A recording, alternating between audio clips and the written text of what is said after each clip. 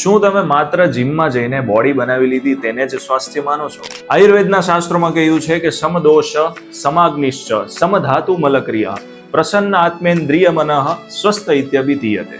જો તમારા શરીરમાં આટલી વસ્તુ બેલેન્સમાં નથી તો સમજી જાઓ કે તમે હજી પણ સ્વસ્થ નથી. તો ચાલો હું તમને જણાવું કે અસલી સ્વાસ્થ્ય શું છે. સમદોષ તમારા શરીરમાં રહેલા 3 દોષ એટલે કે વાયુ, પિત્ત અને કફ જે સંપૂર્ણપણે બેલેન્સમાં હોવા જોઈએ, કારણ કે આ દોષ તમારા બધા જ રોગ થવા પાછળના મુખ્ય કારણ છે. સમાગ્નિ તમારી જઠરાગ્નિ એટલે કે પાચન શક્તિ ખૂબ સરસ પરફેક્ટ હોવી જોઈએ, ન બહુ વધારે ન બહુ ઓછી.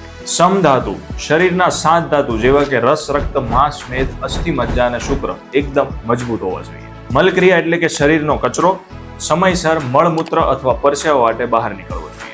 અને છેલ્લું એટલે કે સૌથી મહત્વનું પ્રસન્ન આત્મેન્દ્રિય મનઃ એટલે કે જો તમારું મન અને આત્મા ખુશ હશે તો જ તમે સાચા સ્વસ્થ વ્યક્તિ છો. તો મિત્રો, જો તમને આ વિડીયો ખૂબ પસંદ આવ્યો હોય તો અમારા પેજ ક્ષેત્રજ્ઞ આયુર્વેદને ફોલો કરો અને આ વિડીયોને વધુમાં વધુ શેર કરજો.